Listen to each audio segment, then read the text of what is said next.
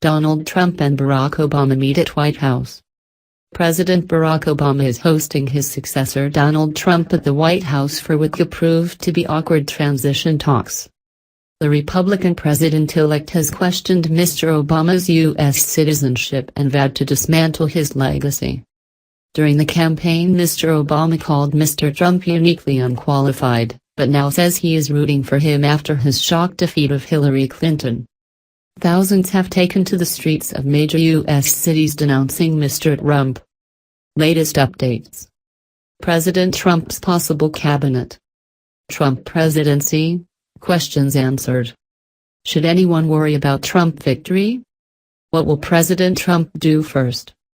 6 ways the world could change. What went wrong for Hillary Clinton?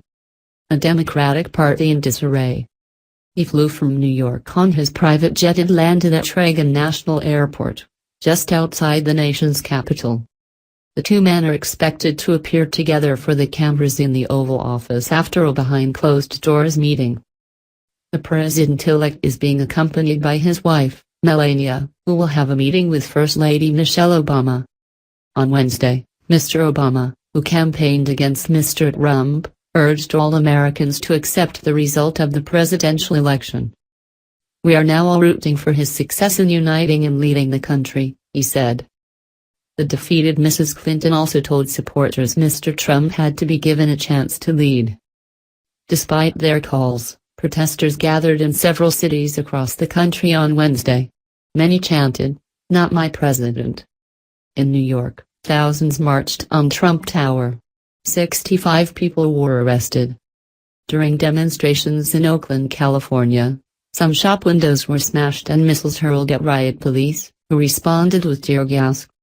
A mass anti-Trump rally shut down the Key 101 freeway in Los Angeles. In Chicago, crowds blocked the entrance to Trump Tower, chanting, "No Trump, no KKK, no fascists USA." In Portland, Oregon, demonstrators temporarily closed an interstate highway. In Washington, D.C., protesters held a candlelit vigil. Organizer Ben Wickler told the crowd, "We are here because in these darkest moments, we are not alone." Protests also took place in Philadelphia, Boston, Seattle, and San Francisco. Vice President-elect Mike Pence, a favorite among social conservatives, is also meeting behind closed doors with Vice President Joe Biden, one of the Democratic Party's most popular figures. In his victory speech in the early hours of Wednesday, Mr. Trump vowed to bind the wounds of division, after an acrimonious election contest, and to be president for all Americans.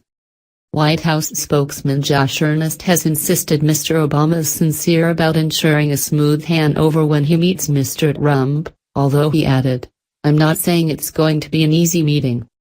With the Republicans holding a majority in both chambers of the U.S. Congress, Mr. Trump has an easier path to pass his laws and scrap key Obama initiatives like his health care reforms. Mr. Obama, who congratulated his successor in a phone call in the early hours of Wednesday, said it was no secret that he and Mr. Trump had pretty significant differences. But the president added that we all want what's best for this country. The two men have a history of mutual hostility. Mr. Trump led the charge in challenging the legitimacy of Mr. Obama's presidency through the birther movement, which falsely claimed the Hawaii-born commander-in-chief was actually born outside the U.S. Mr. Trump also called Mr. Obama the worst president in the history of the United States.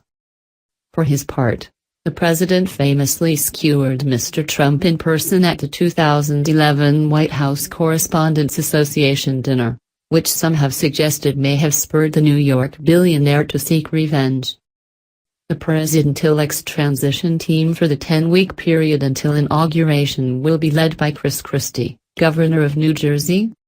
Mr. Trump, who has never held elected office, has said his immediate priorities will be restoring the country's infrastructure and doubling its economic growth. Republican National Committee Chairman Reince Priebus said, "Donald Trump is taking this very seriously," adding that the business mogul's deal-making ability would enable him to quickly make things happen for the American people. How Trump won in maps. Who voted for Trump? Trump victory, world's press asks, what now? As president-elect, Mr. Trump is entitled to get the same daily intelligence briefing as President Obama, which includes information on covert U.S. operations and other data gathered by America's 17 intelligence agencies. Mr. Trump's team is understood to be focused on quickly filling key national security posts. It is not yet clear who will sit his cabinet or fill senior posts in his administration, such as Chief of Staff, but several figures in his inner circle have been mentioned. There are expected to be roles for Mr. Christie, former House Speaker Newt Gingrich and former New York Mayor Rudy Giuliani, another of Mr. Trump's closest advisors, who is being linked with the role of Attorney General or National Security Advisor. Eyes will also be on who he appoints to oversee foreign relations. On Thursday, Russia's deputy foreign minister said that officials had been in touch with Mr. Trump's staff during the campaign. There were contacts, Interfax news agency quoted Sergei Ryabkov as saying. Mr. Trump drew criticism during the campaign for comments supporting Russian President Vladimir Putin. Democrats accused Russia of meddling in the election and Mrs. Clinton called Mr. Trump a puppet of the Russian leader.